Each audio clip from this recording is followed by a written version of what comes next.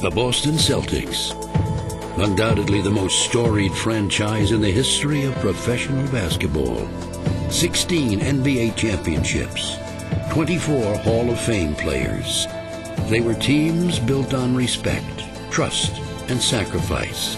They were teams built on winning. Greer's putting the ball on a play.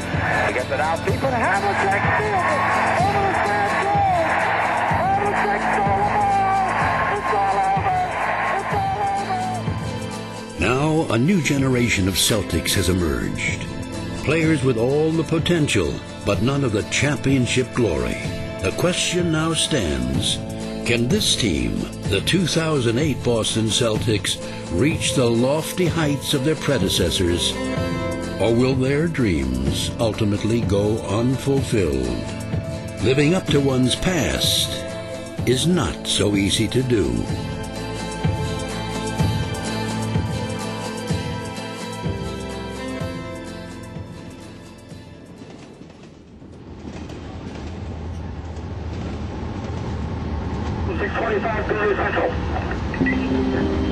Dot Station, next stop, Dot Station.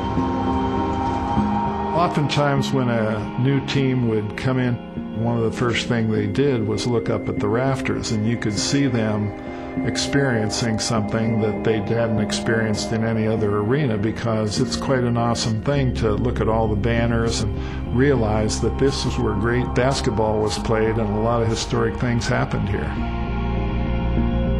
My name is John Havlicek, and I am a Celtic. 1957. And the first person introduced was a rookie by the name of Sam Jones. But they said, with the world champion Boston Celtics.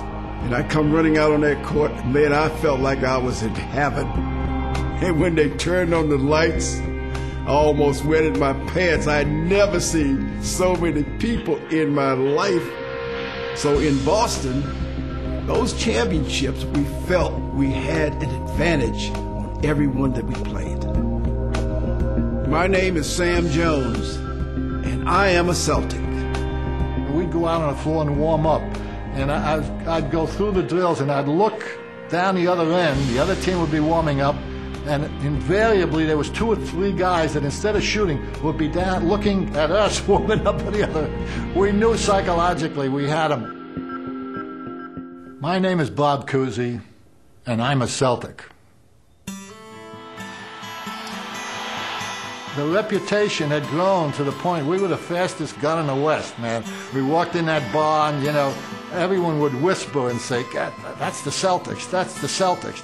Auerbach is lighting up the cigar, and the buzzer goes off. It's all over.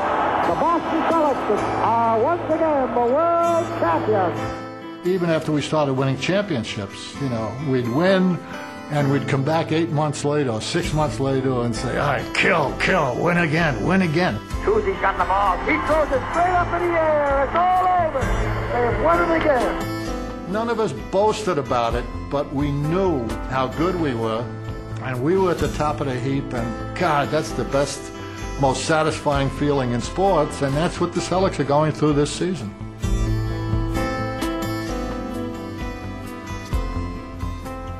Again, last night, after watching the film, the defensive effort was phenomenal. It really was. You had a team that is a great offensive team, the best offensive team in our league, really. They struggle scoring, and then we return the favor. Other than that, just keep it going. All right, we got to keep it going.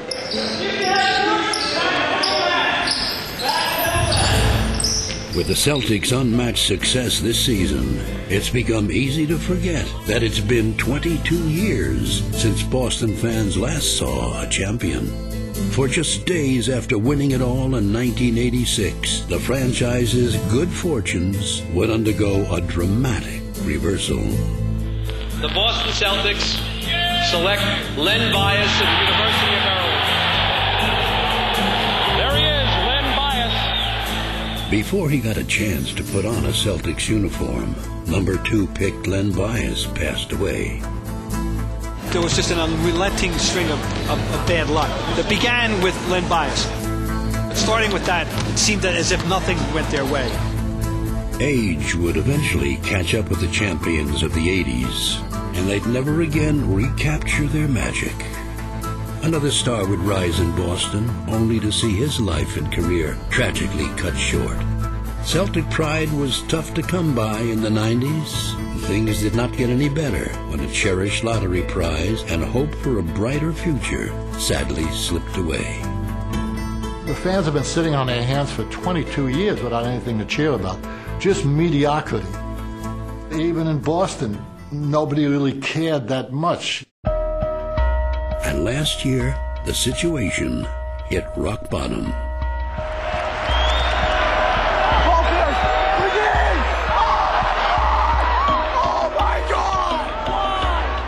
Crushed by a franchise record 18-game losing streak, the team endured the second worst season in its history.